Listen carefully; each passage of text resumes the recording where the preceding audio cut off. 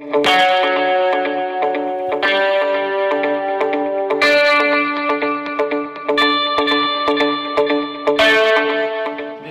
Broad sheet جو issue آیا ہے اس میں پاکستانی قوم کا اربوں روپیہ نیب ڈپارٹمنٹ سے براڈ شیٹ کمپنی کو گیا ہے۔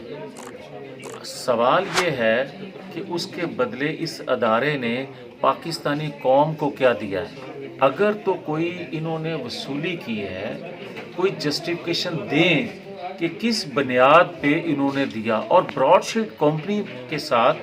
جب اس کی پیدائش کو ابھی 4 ماہ ہوئے تھے تو نیب نے اس کے ساتھ ایگریمنٹ کیوں کیا؟ دوسرا یہ ہے کہ ان کا کوئی تجربہ نہیں تھا اس سے پہلے اس براڈ شیٹ کمپنی بنانے والوں کا، تو نیب جیسے بڑے ایک ادارے نے، ایک انڈیپینڈنٹ ادارہ جس کو کہا جاتا ہے، اس نے اس سے جو ایگریمنٹ کر لیا کیوں کیا؟ اور پھر آج جو پاکستانی قوم کی رسوائی ہو رہی ہے اس بات پہ بھی کہ براڈ شیٹ کمپنی کو جو پیسہ گیا ہے کچھ پورشن، وہ سی او اس کا کہتا ہے کہ مجھے نہیں ملا، یہ کسی اور اکاؤنٹ میں چلا گیا ہے۔ اس سے بڑا دھوکہ اور کیا ہو سکتا ہے کہ آپ کو ایک ادارے میں ہوتے ہوئے آپ کو یہ پتہ ہی نہیں ہے کہ آپ کا ایگریمنٹ، پہلے تو یہ اس سے ایگریمنٹ ہی غلط تھا، اور اس کے بعد آپ نے اگر جو پیسہ بھجوایا ہے تو آپ نے غلط اکاؤنٹ میں بھیج دیا۔ یہ وہ چیزیں ہیں جس کی وضاحت کے لیے ان کو بلایا گیا ہے کہ کمیٹی کے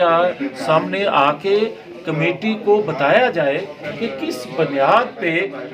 اربوں روپیہ پاکستانی قوم کا آپ نے دے دیا اور اس کے بدلے آپ نے انفارمیشن کون سی لی۔ اور ایک اور چیز ہے، جو براڈ شیٹ کمپنی کا جو سی او ہے وہ لندن ہائی کورٹ میں کلیم کرتا ہے کہ 800 بلین جو ہیں